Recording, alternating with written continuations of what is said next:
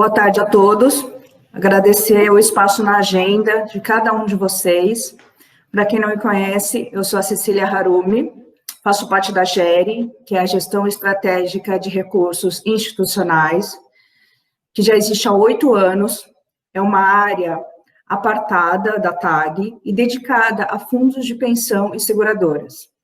E quem é a TAG, né? A TAG não é uma consultoria, é uma gestora de patrimônios que completou 16 anos agora em 2020, com 40% do patrimônio de clientes institucionais, com mais de 55 colaboradores. Desses 55, 30 são focados em fundo de fundos. E desses 30, hoje teremos a participação do Dan Calvo, que é o nosso CIO e responsável pela gestão. Dan Calvo, graduado em Ciências Econômicas pela PUC do Rio de Janeiro e está no mercado desde 2003, passando por grandes gestoras independentes, como a Gap, BNY Mellon Arts e Catu Vanguarda. E hoje vai dividir conosco a sua visão e experiência sobre investimento no exterior. Ele vai fazer a sua exposição, as perguntas vão ser no final, mas, por favor, já podem registrar tanto no chat quanto para quem está no grupo de WhatsApp. Dan, é com você. Bom, boa tarde a todos. Obrigado, Cecília, pela ótima introdução. Eu vou rapidamente aqui me apresentar e depois eu vou passar aqui alguns slides para vocês. E aí eu vou deixar a minha câmera fechada aqui só para a internet não pesar, né? Nesses tempos de pandemia aí a gente não pode confiar 100% na internet e fica muito pesado a gente apresentando e o vídeo. Mas, primeiro, obrigado pela presença e participação de todos. Eu sou Dan Cava, sou responsável pela área de gestão da TAG Investimentos.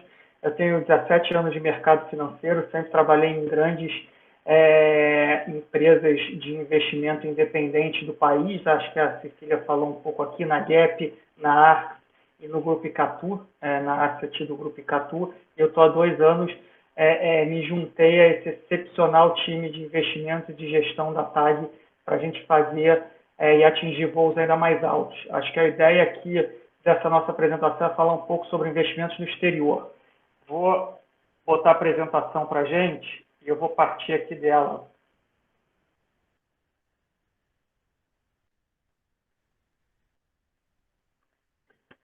Vou pedir desculpa, vou deixar minha tela fechada.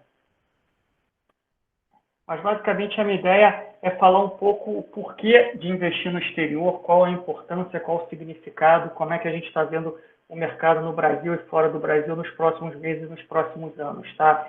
E qual é a solução de investimentos que a TAG está trazendo para o mercado e por que a gente acha que a TAG tem um diferencial para trazer esse tipo de produto e esse tipo de gestão de investimentos. Lembrando, obviamente, que a TAG já tem 16 anos de mercado no Brasil, como uma empresa independente, mais de 8 anos trabalhando com fundos de pensão e clientes institucionais. E eu, particularmente, eu comecei minha carreira em 2003 e passei toda a minha carreira fazendo investimentos fora do Brasil. Então, a gente tem um know-how extremamente grande e profundo em relação a isso, tá? Primeiro, qual o cenário que a gente vê para o Brasil e qual o cenário que a gente vê para fora do Brasil e por que investir fora do Brasil? Acho que a principal motivo é a diversificação de risco. Acho que muitos aqui já têm tanto cabelo branco quanto eu, estou vendo aqui os nomes que estão participando, a gente sabe que tem uma coisa que se chama Risco Brasil e não se chama Risco Brasil à toa.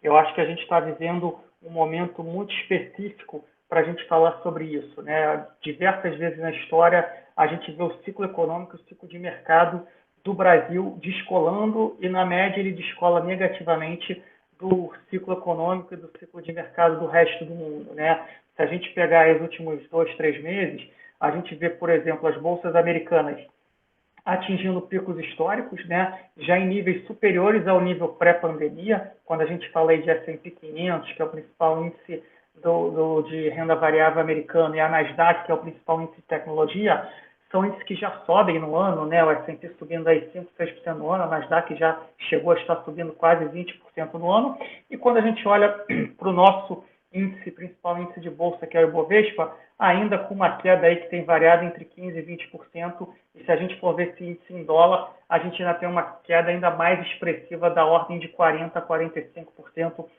dependendo do momento do tempo, né? Então, a importância de investir fora do Brasil é exatamente a gente viabilizar um portfólio mais diversificado, com menos volatilidade e com mais retorno.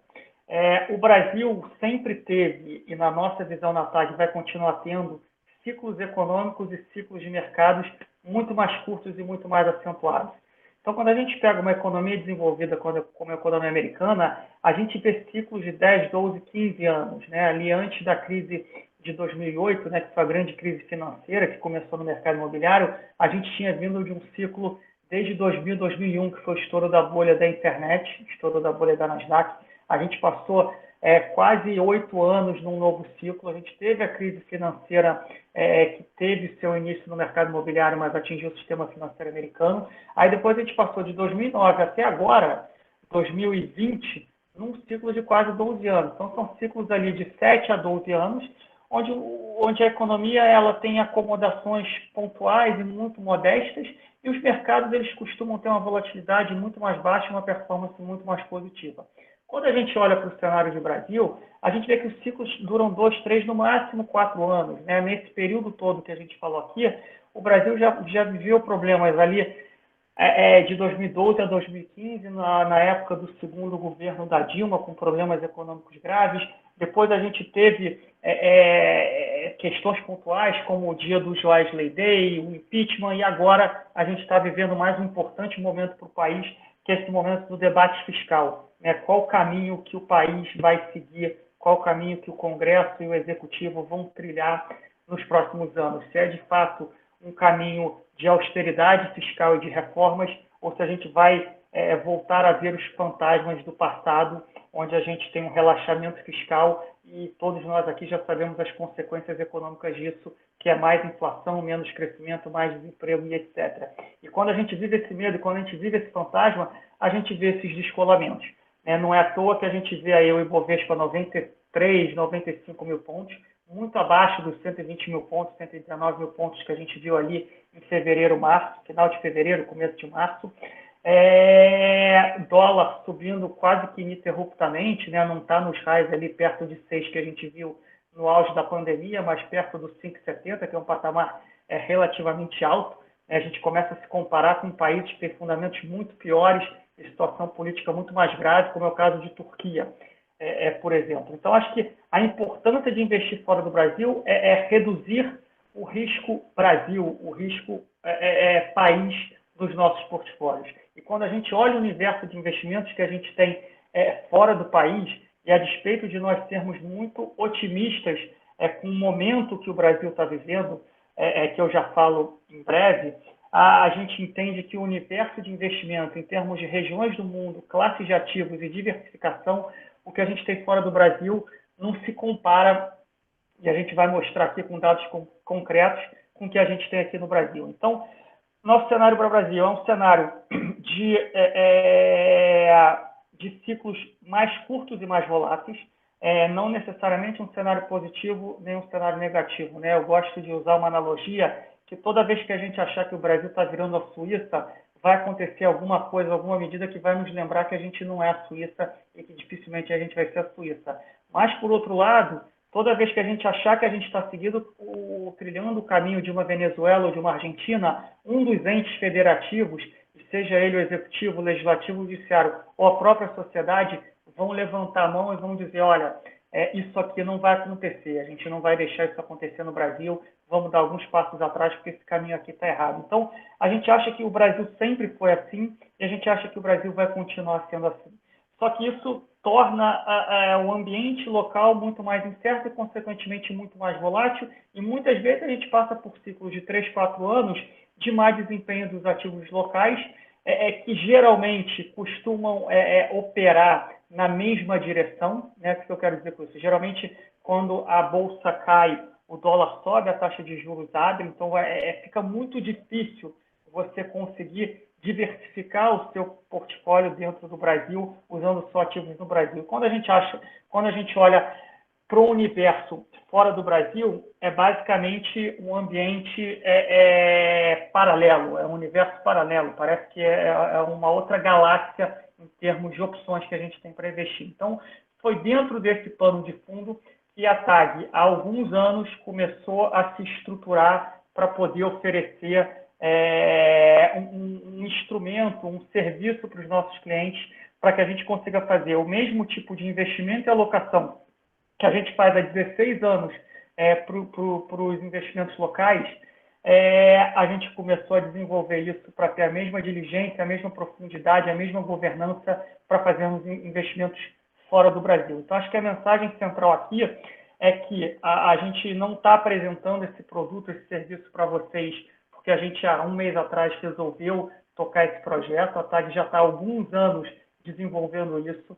A gente fez um investimento que muitos de vocês sabem, não é um investimento barato, especialmente com dólar a 5,70, de contratarmos o Morningstar. Eu acredito que alguns de vocês também sejam clientes deles, que é a maior base de dados de ativos e principalmente de fundos no mundo, inclusive eles têm ação listada em bolsa. A gente incrementou a nossa equipe de gestão com mais pessoas e pessoas especialistas nessa área, inclusive com pessoas que tiveram experiência fora do Brasil. Eu tenho vasta experiência fora do Brasil, fazendo alocação e investimentos fora do Brasil, participando de seminários, conferências do FMI, Banco Interamericano de Desenvolvimento, Banco Mundial e etc.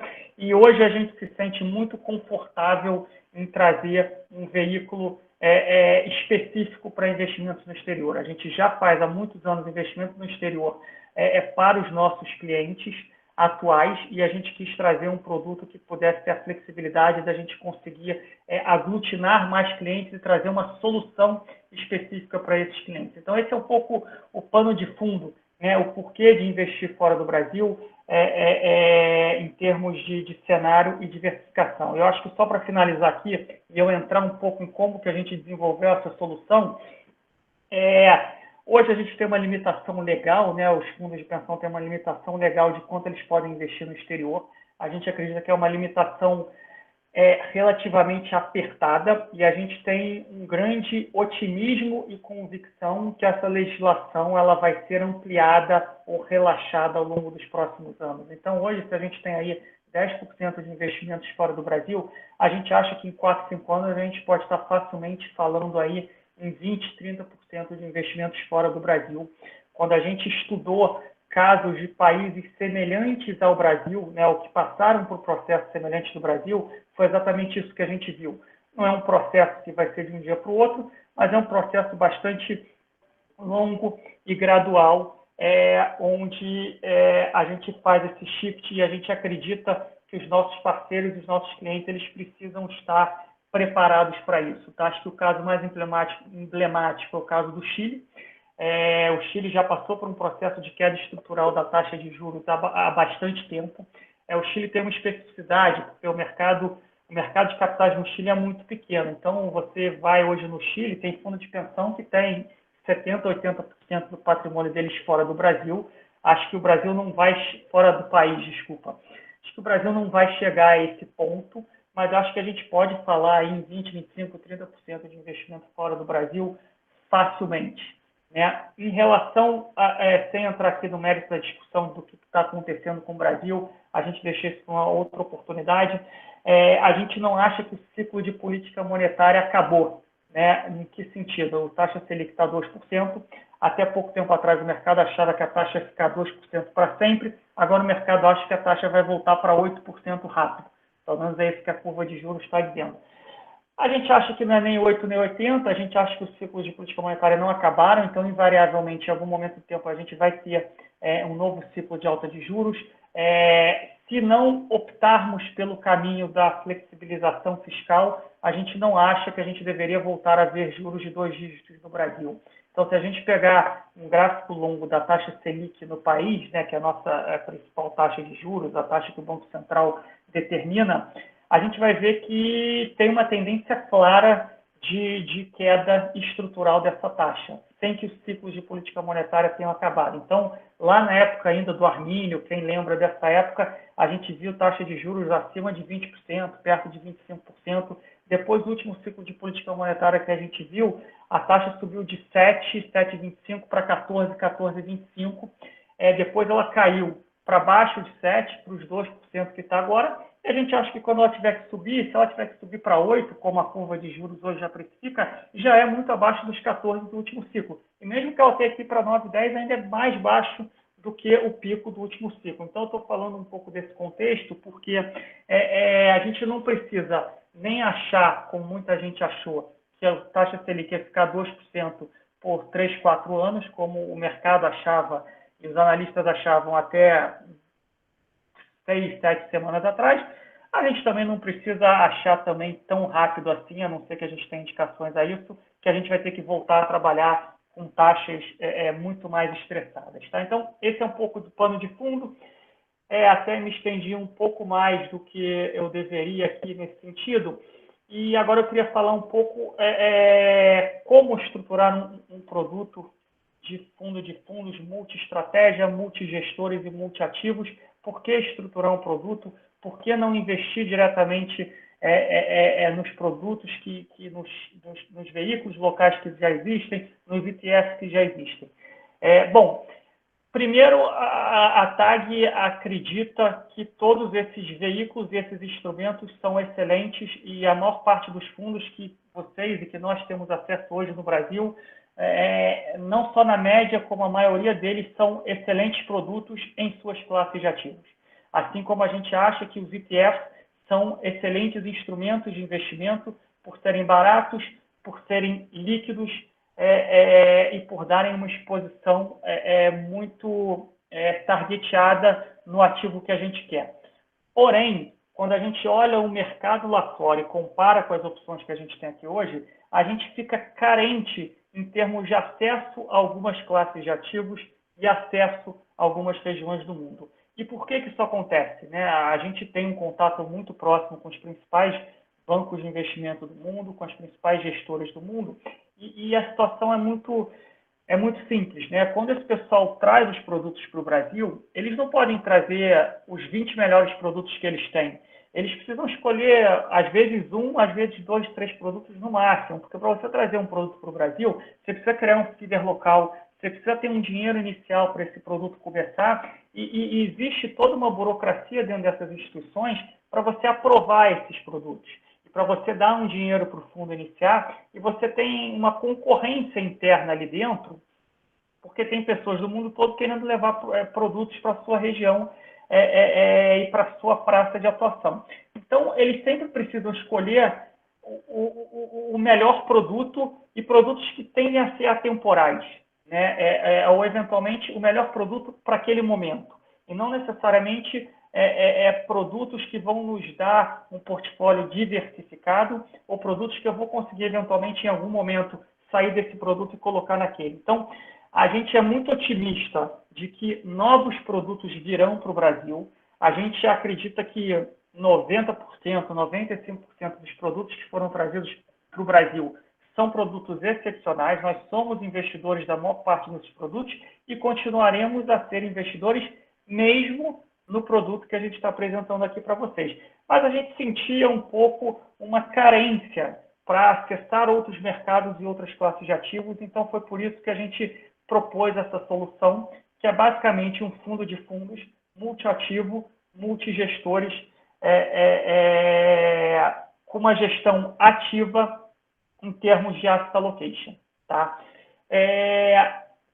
Como selecionar os fundos que vão estar aptos a fazer parte da nossa seleção de fundos e seleção de gestores, né? Acho que o primeiro passo, e aí eu vou explicar aqui um pouco para vocês como é que a gente fez o mapeamento do universo de fundos investíveis, por que e como a gente fez a definição dos peer groups, como é que a gente fez a análise quantitativa e qualitativa dos gestores e como é que isso tudo se encaixa dentro do nosso asset allocation, tá? Eu vou passar cada um desses passos aqui em sequência. Em alguns momentos eu vou pegar um desses passos, colocar um pouco de lado para explicar outros passos, mas depois a gente volta para fechar esse ciclo, tá?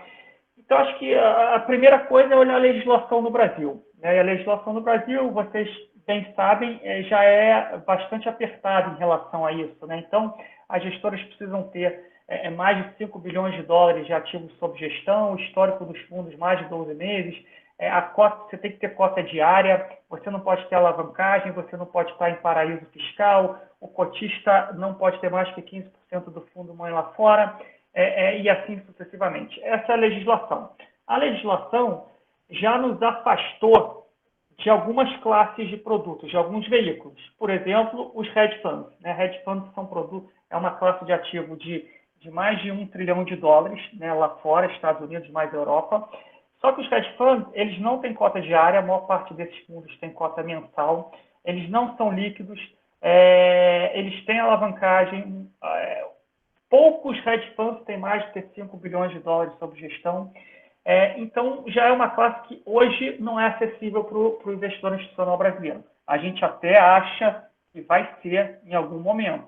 Acho que não é uma coisa para o curto prazo, mas quando eu olho daqui a 5 a 10 anos, a gente acha sim que vai ser uma classe que os fundos de pensão no Brasil vão poder alocar.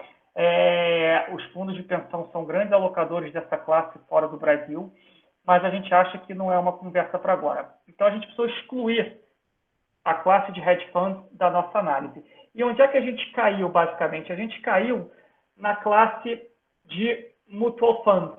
Né? Mutual funds são fundos líquidos, geralmente são fundos com resgate entre D2 e D7, são fundos com cotas diárias, são fundos que não têm alavancagem e assim sucessivamente.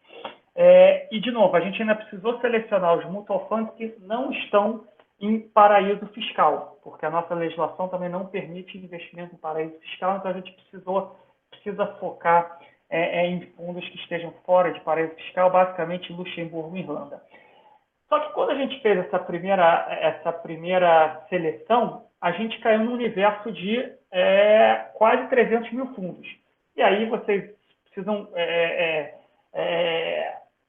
entender que 300 mil fundos não é um ponto de partida. Né? Não dá para a gente analisar nem quantitativamente, nem qualitativamente 300 mil fundos. A gente precisou fazer um mapeamento. Né? Eu gosto de falar, a gente precisou colocar o sarrafo mais alto, né? Igual aquele saltador lá de salto em altura, ele precisou botar o sarrafo mais alto, porque senão o universo de fundos que a gente ia olhar era um universo impossível de trabalhar. E aí é importante frisar aqui que esses filtros que a gente fez não são uma ciência exata.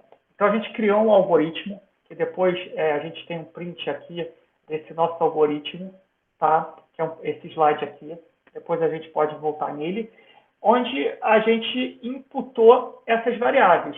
Fundos acima de $500 milhões, histórico superior a 3 anos, e aqueles fundos que têm mais de 3 estrelas Morningstar.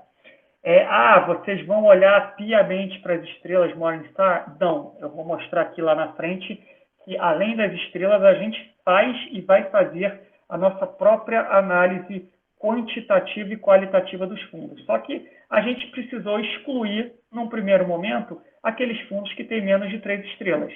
Porque, na nossa visão, se a Morningstar, que é uma casa super respeitada, já fez um mapeamento e deu 1 ou 2 estrelas, esses fundos já estão abaixo da média, esses fundos não nos interessam.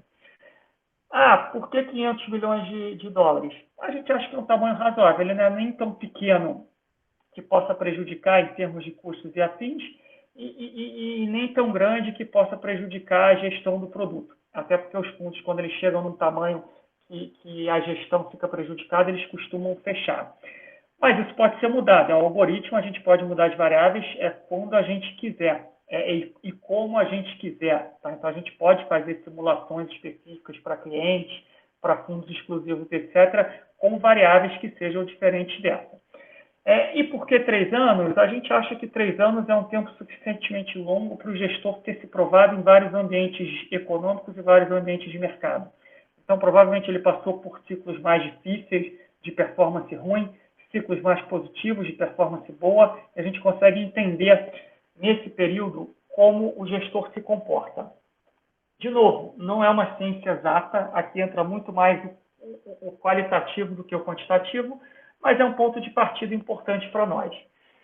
E a gente usou algumas variáveis de preferência quando a gente foi montar o nosso portfólio proposto inicial. Então, só para alguns de vocês entenderem, lá fora a gente não tem muito essa discussão de rebate, tem rebate, não tem rebate. Lá fora já existe as classes de investimento. Então, geralmente, você tem uma classe varejo, que o investimento mínimo é menor, mas a taxa é um pouco maior. A classe institucional, onde o investimento mínimo é maior, só que a taxa de administração / gestão, ela também é menor. Você tem a classe em dólar, você tem a classe em euro e assim sucessivamente. Então, a gente optou pelas classes institucionais, que são classes um pouco mais baratas, e a gente optou pelas classes onde você acumula dividendos, tá? Isso aqui tem uma questão técnica importante.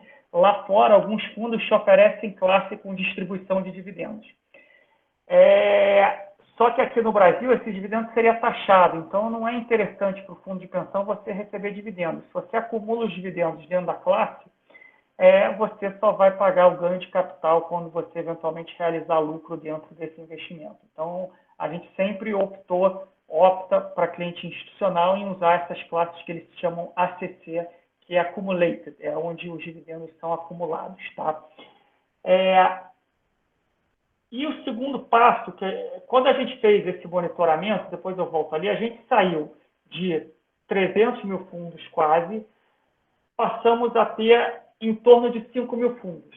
E aí, quando você olha os 5 mil fundos, a gente vai ter ali fundo que só faz equities nos Estados Unidos, fundo que só faz equities na China, fundo que só faz crédito na Europa, fundo que só faz mercados emergentes. A gente precisava de um segundo ponto de partida. A gente já tinha feito um mapeamento menor, só que a gente precisava agora dividir eles em classes e subclasses. Então, a gente criou o que a gente chama de peer group, que são as subclasses dentro das grandes classes. Então, as grandes classes são renda fixa, renda variável e a gente chama de alternativos. As subclasses, aí você tem renda variável Estados Unidos, renda variável Europa, renda variável growth, renda variável value, renda variável world, né, mundo, e assim sucessivamente. Então, com isso, eu vou voltar aqui, a gente definiu o mapeamento do universo de fundo investível e a gente colocou esses fundos investíveis dentro das subclasses que eles são perfeitamente comparáveis. Tá? Aí, a gente pegou essas informações e vamos deixar elas um pouco de lado. A gente já sabe qual é o grupo de fundos que a gente quer trabalhar e a gente e de novo, esse grupo de fundos, ele é vivo, no sentido de que de tempos em tempos a gente vai rodar a nossa base de dados de novo, o nosso algoritmo, e a gente vai atualizar essa base. Eventualmente vão ter fundos que vão estar entrando e fundos que vão estar saindo dessa base, tá? Eu estou fazendo aqui a título de evento como que a gente montou um portfólio proposto ideal, mas isso aqui é um trabalho que não termina nunca. Essa base está sempre sendo atualizada. Tendo essa base e tendo essa base organizada em grandes classes e grandes subclasses, a gente precisou entender um pouco como que o investidor internacional ele se posiciona no sentido de que qual é o benchmark que ele olha. Tá? E que fique claro aqui, a gente não necessariamente vai precisar olhar para esse benchmark. A gente sempre precisa montar um portfólio pensando que o investidor institucional no Brasil ele precisa ter um retorno absoluto que seja superior à política de investimento dele. Mas a gente precisa entender o ponto de partida, né? E qual é a conclusão que a gente chegou? O pessoal lá olha na parte de renda variável o MSCI World, né, que é o MSCI Global, que é exatamente isso que vocês estão vendo nesse slide 10, né? Em termos de países, é quase 60% Estados Unidos, aí tem Japão, China, Inglaterra, né, Reino Unido, França e outros. Em termos de setores, você tem aí TI, Financial, Healthcare, consumo, Industrials e etc. Entendemos como é que o mercado se posiciona. Não necessariamente eu preciso estar colado no meu benchmark. A gente vai falar um pouco aqui de cenário, como é que a gente olha cenário, como é que a gente escolhe a alocação. Mas a gente já entendeu como é que o mercado se posiciona lá fora. Quando a gente foi para o mercado de renda fixa, aí desculpa aqui a expressão, mas o buraco é bem mais embaixo. Né? O mercado ele trabalha com Bloomberg Barclays Benchmark Index, que é tudo isso que vocês estão vendo aí. Né? A gente necessariamente vai ter que entender o que é cada uma dessas classes? Não. Tem muita classe aqui que não faz nenhum sentido para o investidor brasileiro, especialmente para o investidor institucional brasileiro. Né? por exemplo, municipal bonds nos Estados Unidos, que são papéis incentivados, né, parecido com os nossos incentivados aqui. Não faz sentido o investidor fora dos Estados Unidos comprar um papel high grade incentivado americano que foi feito para o investidor do varejo. Eu, no curto prazo, não preciso olhar isso. Faz sentido eu hoje ter no meu portfólio título da Alemanha de 10 anos pagando taxa negativa na média para os próximos 10 anos? No curto prazo também não faz sentido. Pode ser que em algum momento faça. Hoje não faz. Então, a ideia é entender o universo de classes de ativos que estão disponíveis para a gente sempre ver onde eventualmente existem oportunidades. Mas não necessariamente eu vou trabalhar com todas essas classes de ativos, eu vou me apegar a esse índice, a esse benchmark. Tá? Então, a gente entendeu como o mercado trabalha, qual benchmark que o mercado utiliza. A gente já tem o nosso mapeamento dos principais fundos que a gente quer trabalhar e eles já estão divididos em classes e subclasses. Vamos passar agora para o próximo passo. Qual foi o próximo passo? Aí entra mais na análise de cenário e de asset allocation, né? A gente se perguntou o que deu certo no passado por grandes classes de ativos e o que a gente acha que vai dar certo no futuro, sabendo que muito do que deu certo no passado não vai dar certo no futuro. E a gente, na TAG, o que a gente já faz há muitos anos para o nosso investidor local, com os ativos locais, a gente sempre tem um cenário base, que é o nosso cenário estrutural. É ali onde vão estar as nossas posições estratégicas, nossas posições de longo prazo. Só que a gente também sempre trabalha com cenários alternativos, ou seja, cenários de risco, onde a gente atua de modo a fazer posições táticas ou a fazer proteções. Então, por mais proativo e ativo que a gente seja nas nossas alocações, não é que a gente vai ficar trocando gestor, trocando ativo ou classe de ativo todo dia ou toda semana. Esse nem é o ideal. Por um acaso, esse ano, a gente tem tido movimentos ali de 10%, 15%, com uma constância maior do que a média. Mas se eu pudesse chutar aqui, eu diria que 80% do nosso portfólio a gente vai ter um turnover muito baixo ao longo do tempo. E o que a gente vai mudar são os 20% ali de ajustes finos, alocações táticas, mas a gente tem a completa noção que o que vai dar retorno no longo prazo são as grandes teses de investimentos globais. Tá? Então, o que deu certo no passado, e não é nem no passado recente, né? De novo, o último ciclo americano vem acontecendo aí desde 2008, que foi a grande crise financeira. O que deu certo em renda fixa? Quanto mais duration você tem, mais dinheiro você ganhou. Porque teve uma injeção de liquidez gigantesca por parte dos bancos centrais. Cada nova crise, o Banco Central americano principalmente, mas também o japonês, o europeu, o chinês, injetava mais liquidez na economia, as taxas de juros só fechavam, os ativos de crédito investment grade só fechavam. Então, quanto mais alocado você estava nesses ativos, e quanto mais duration você tinha nesses ativos, mais retorno você teve. Tá? Isso não é necessariamente verdade para os ativos high yields, porque você teve muitos problemas específicos em regiões do mundo, em setores da economia ao longo dos últimos tempos, né? Então, só para citar alguns exemplos, a gente teve um problema específico em Europa em 2011, 2012. Alguns de vocês vão lembrar que foi a crise dos PIGs, que era Portugal, Espanha, Irlanda e afins. Isso fez com que alguns ativos da região sofressem bem.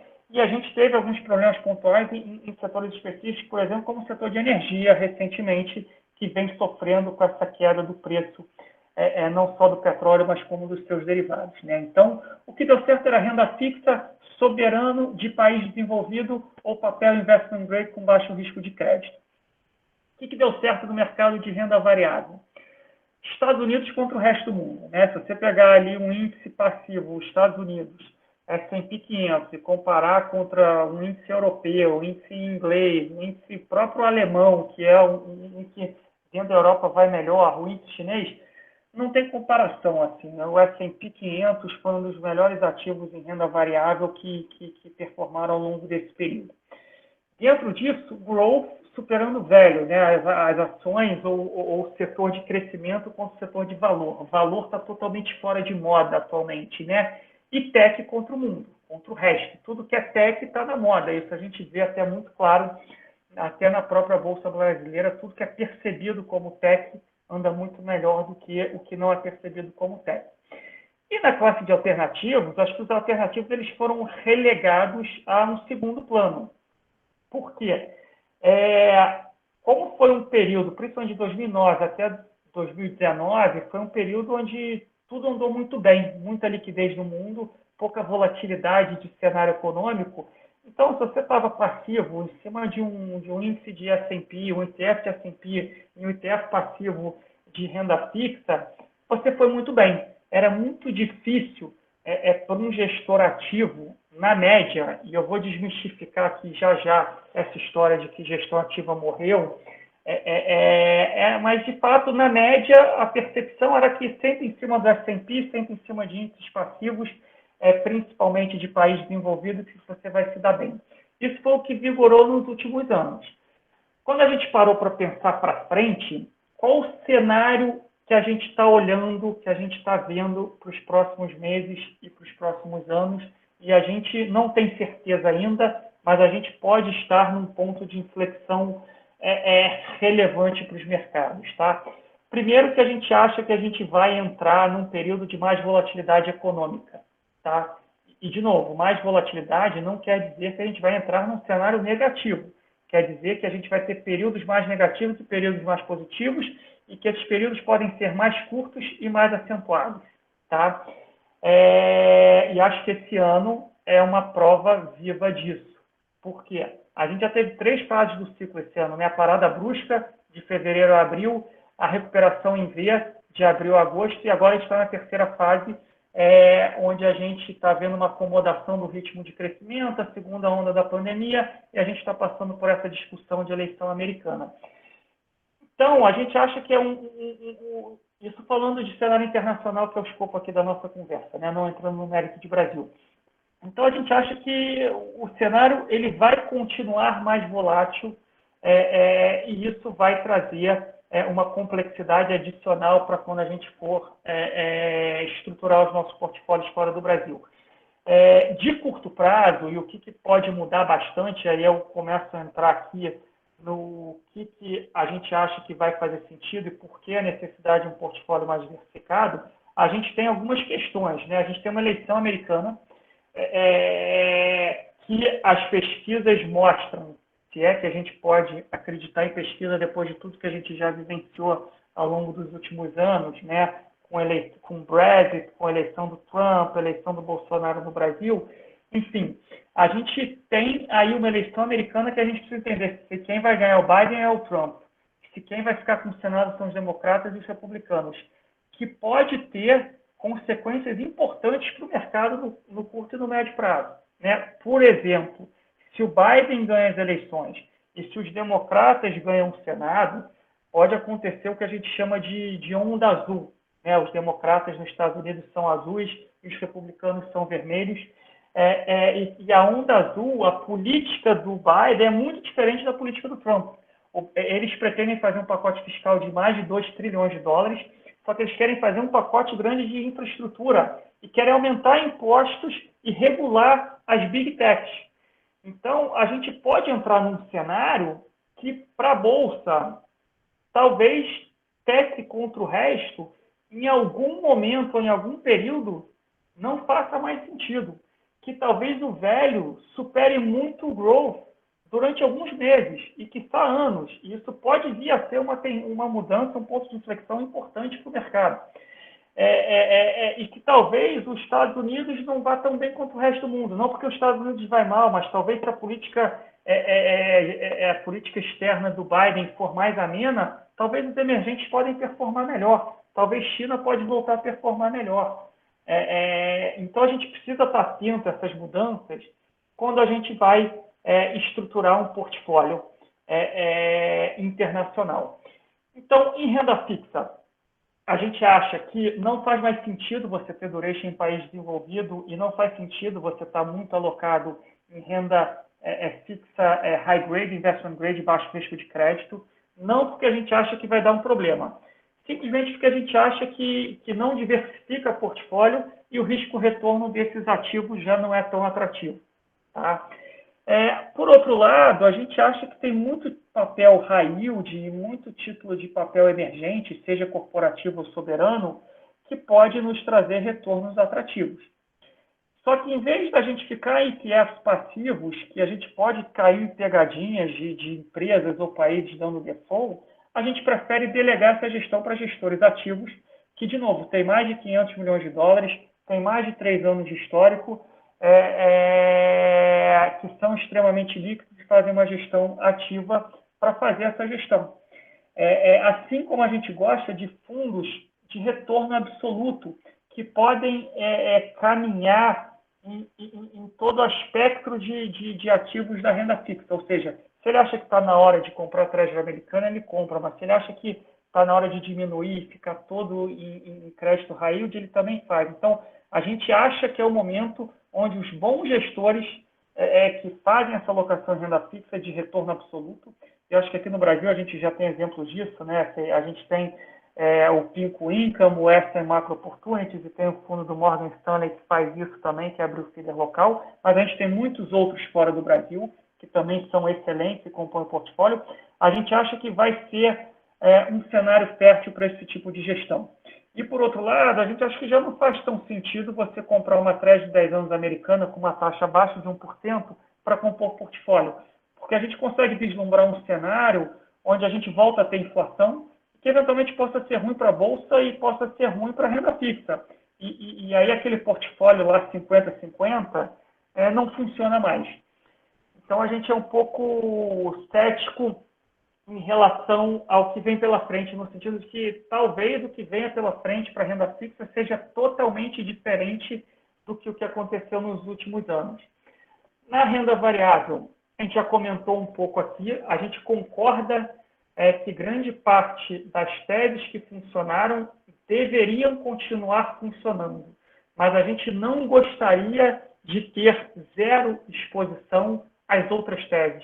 Pelo contrário, a gente acha que faz sentido começarmos a ter outras teses de investimento dentro do portfólio de renda variável. Tá? E nisso a gente vai mostrar que a gente coloca uma posição de China maior do que o benchmark do MSCI World. A gente coloca a exposição a fundos de valor, a despeito de, se a gente fizer o backtest, fundos de valor não terem ido bem ao longo dos últimos anos. E no mundo de alternativos, a gente acha que mais volatilidade, mais incerteza cria mais oportunidade. Os bons gestores vão conseguir se apropriar dessa maior volatilidade em nichos específicos de mercado, e a gente pode ter gestores aí que nos entregam 6 a 10% ao ano em dólar, consistentemente com uma volatilidade mais baixa do que da Bolsa, um pouco mais alta do que da renda fixa, mas que traga diversificação ao portfólio, que a gente não fica só exposto aos vetores de renda fixa e de renda variável.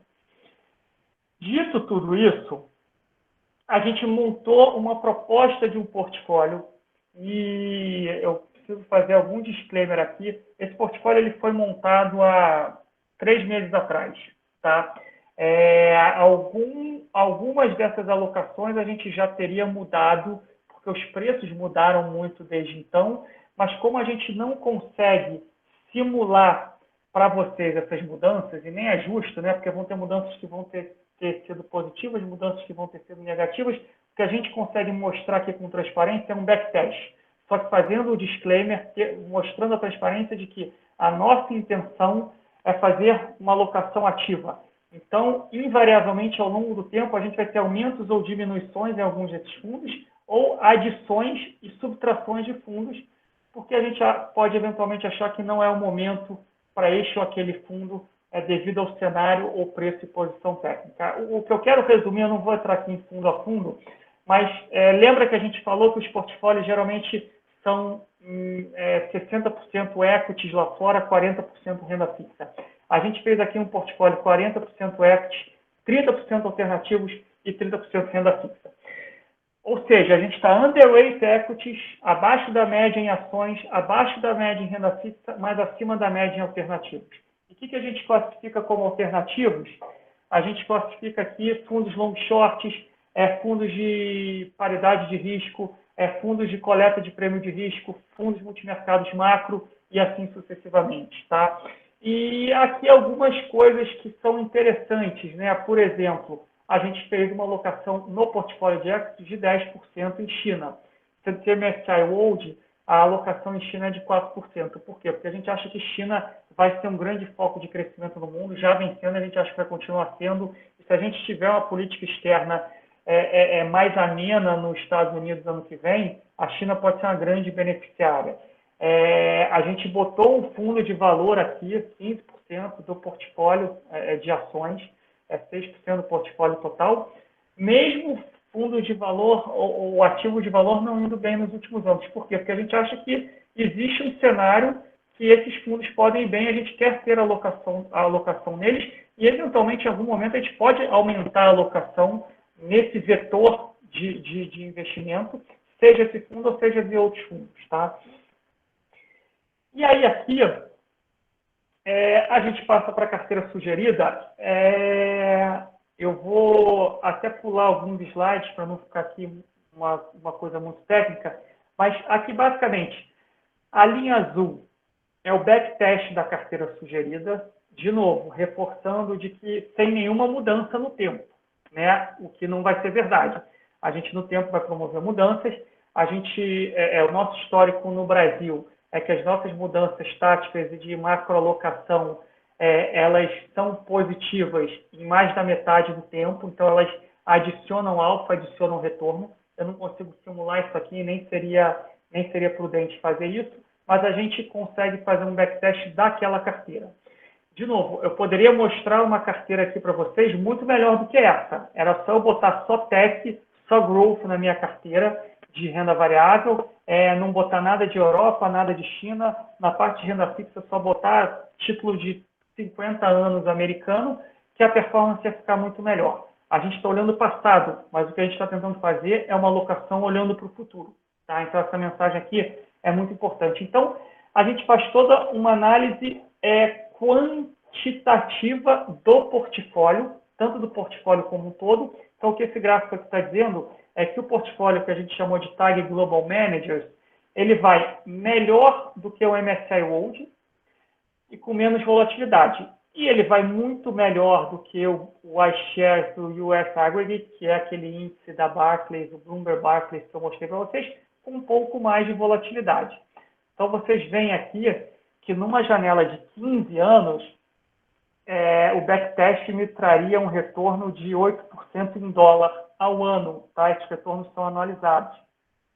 Em 10 anos para frente, as janelas são quase 10% ao ano em dólar. Tá? Em um ano, isso aqui para em junho, julho, a gente teria quase 12,5% em um ano. Tá? No ano, seria 6,70 até julho, contra o MSCI World, que ainda caía perto de 6, e o Bloomberg Barclays Index subindo 6. A gente faz toda uma análise dessa carteira de retorno drawdown, né? Aqui é drawdown, a gente vê que o drawdown do fundo, da proposta, é muito menor do que o drawdown da bolsa, apesar de ter drawdowns um pouco maiores do mercado de renda fixa. E aqui a gente faz, eu não vou passar todos os slides, a gente faz toda essa análise quantitativa, tá? Esse slide aqui é o mais interessante, que você faz retorno contra risco, você vê que a gente tem mais retorno que a bolsa e mais retorno que a renda fixa, com risco entre os dois. Então, ou seja, a gente atinge o nosso objetivo. Se a gente tivesse feito aquela carteira há 15 anos atrás e sentado em cima dela, a gente teria atingido o nosso objetivo. Esse gráfico aqui é para os últimos 5 anos, tá? Mas a gente viu que nas janelas mais longas, nas janelas mais longas, a performance e o risco são muito similares. O que eu queria entrar aqui, a gente mostrar para vocês, abrir uma lupa só na carteira de ações, tá? Eu não vou abrir todas as carteiras aqui, obviamente, mas só a carteira de ações. Aqui são os fundos de ações propostos, né? E aqui a gente quer desmistificar um pouco essa coisa de que a gestão ativa não funciona, não existe mais, acabou. Que o que importa agora é gestão passiva. De novo, reforçando aqui, a gente acha que tem espaço para gestão ativa e gestão passiva dentro dos portfólios. Nós, na TAG, usamos muito, quem trabalha conosco sabe disso, a gente usa bastante ETF, tanto no Brasil como fora do Brasil, para fazer nossas alocações táticas. A gente sempre deixa um colchão de ETFs nos nossos portfólios para a gente fazer nossos incrementos e nossas reduções de alocação em ativos específicos. O que esse gráfico aqui mostra? O MSCI World, que é o benchmark, é essa linha tracejada azul, começando em 2015, são os últimos 5 anos.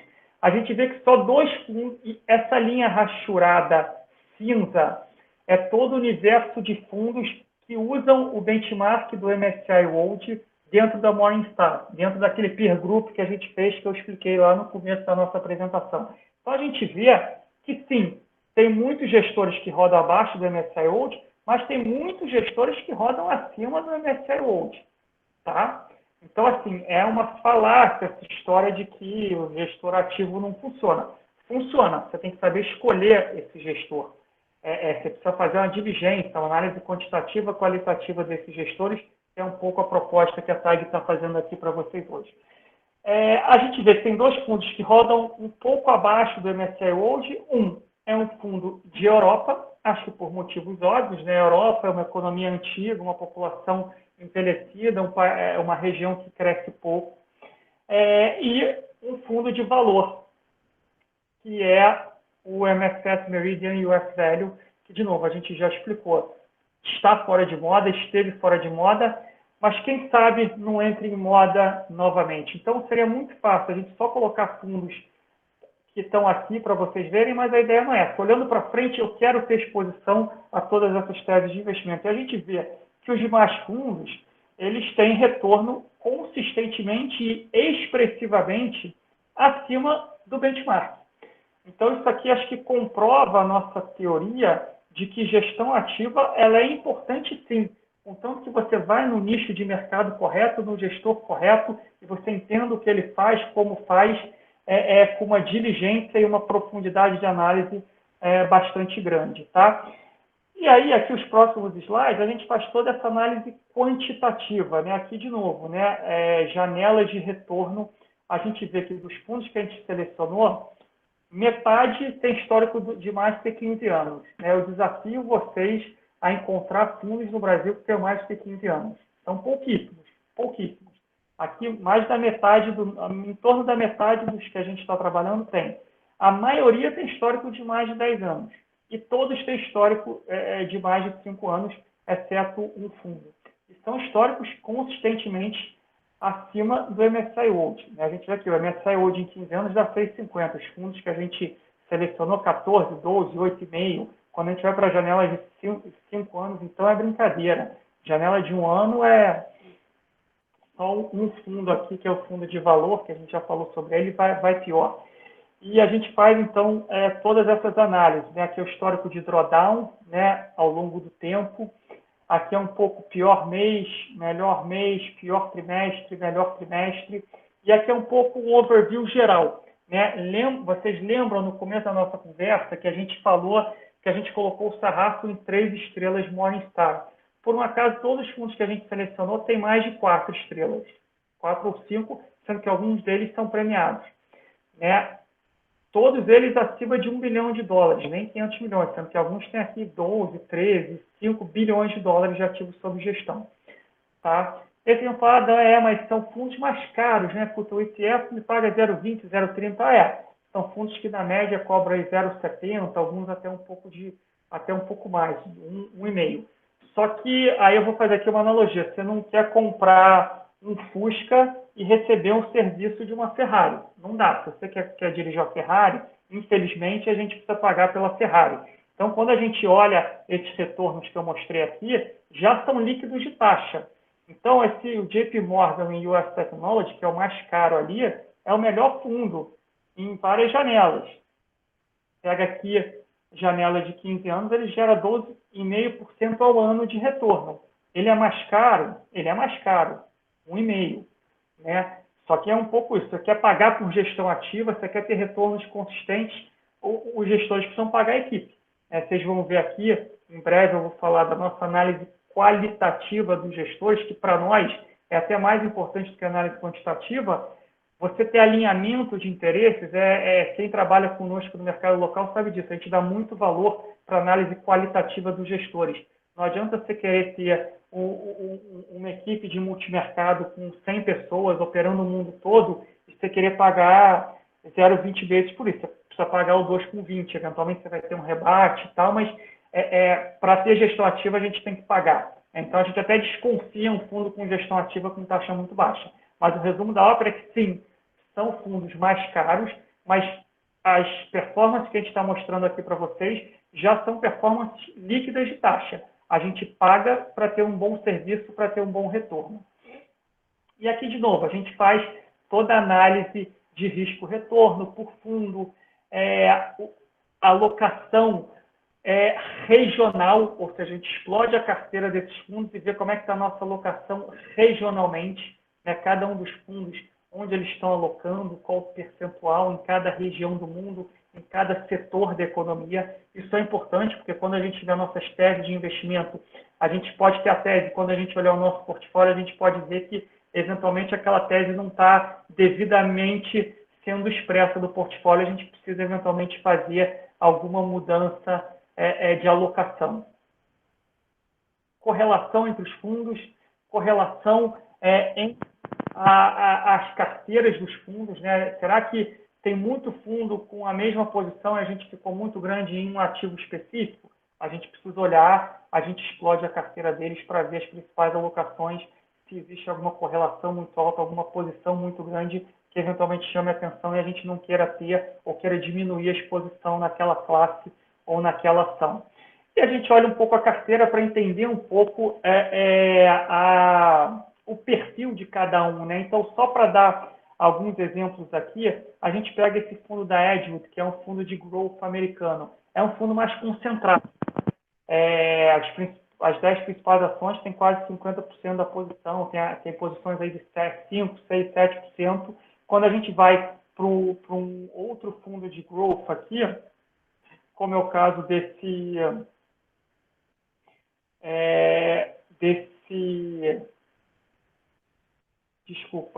aqui desse fundo de tecnologia dos Estados Unidos, do JP Morgan, a gente vê que as posições são menores, ele não passa de 4% numa posição só. Fundo de Europa, só com ações de Europa e assim sucessivamente. Então, a gente tenta entender um pouco o perfil de cada um, concentração e afins. A gente faz essa mesma análise para renda fixa e, de novo, eu vou pular aqui alguns slides, porque senão a gente não tem tempo hábil e vai ficar... Mas a mesma análise que a gente faz para todos os produtos, todos os fundos aqui de novo, né? Todos têm mais de 3 estrelas, todos acima de 500 milhões de dólares. Taxas são sim mais altas, mas de fato eles entregam resultado, melhora o risco-retorno. No caso de renda fixa, as classificações são diferentes, né? A gente vê distribuição por rating, distribuição por regiões do mundo, distribuição por duration, né? Por maturity. Você vê aqui, a gente está... um maturity e até uma duration um pouco mais alta que os fundos que a gente selecionou para essa carteira inicial. E, de novo, correlação e um pouco da carteira de cada um desses fundos. Alternatives, a mesma coisa. Mesmo tipo de análise. Vou pular aqui para a gente passar para a parte final da apresentação, para a gente também poder abrir para perguntas e para a Cecília também dar as últimas sinais dela. Acho que, por último, o que eu queria mostrar aqui, e eu vou mostrar até maior, é que para todo fundo selecionado, além de toda essa análise quantitativa que a gente faz uma análise qualitativa. E qual é a análise qualitativa? Não tem nenhum fundo que vai entrar no nosso portfólio sem a gente ter um contato direto com a gestora, com os gestores, e a gente vai fazer um monitoramento frequente né, pelo menos mensal desses fundos. Então, todo fundo, a gente tem um sistema interno na TAG, onde a gente imputa todas essas informações, onde a gente atualiza elas de tempos em tempos. Então, quem é o gestor do fundo, quem são os analistas, quanto tempo eles trabalham juntos, há quanto tempo eles trabalham na casa. Por que é isso importante? Porque se mês que vem eles falarem para a gente que o Alan saiu do time de gestão, vai ser um alerta vermelho para a gente. Eventualmente, a gente vai ter que sacar desse fundo, porque teve uma mudança relevante na gestão do fundo e a gente precisa entender como é que isso vai ficar. Se eles falarem para mim que esse Saada que saiu do time, eu vou entender que é um membro importante, mas talvez ele não seja tão relevante contra os outros membros. Então, a gente precisa fazer esse monitoramento, esse mapeamento de quem são os gestores, quem são os executivos, como é que é a casa, qual a estrutura operacional, como é que são os controles de risco, um pouco da estratégia do fundo, como é que o fundo atua, como é que ele toma as decisões de investimento, um overview da performance, um overview das classes que estão disponíveis para investimento e um overview do fundo, né? Performance em várias janelas, performance contra o índice, performance contra o peer group e um pouco mais sobre a equipe de investimento de uma forma aqui mais ilustrada, né? Que aí cada casa abre para a gente de uma forma. Mas, no geral, a mensagem que a gente queria passar era essa. A gente acha que... Deixa eu só botar aqui. A gente está muito confiante que é indispensável para o investidor institucional no Brasil buscar alocações diferenciadas e diversificadas em outras classes de ativos em outras regiões do mundo, e a gente acha que a gente está com um produto bastante robusto para oferecer isso para os nossos clientes institucionais. Queria agradecer mais uma vez a participação de todos e até a próxima. Obrigado a todos pelo tempo, obrigado pela organização do evento. Espero que a gente tenha agregado aí para vocês num momento de tanta volatilidade e incerteza para os mercados.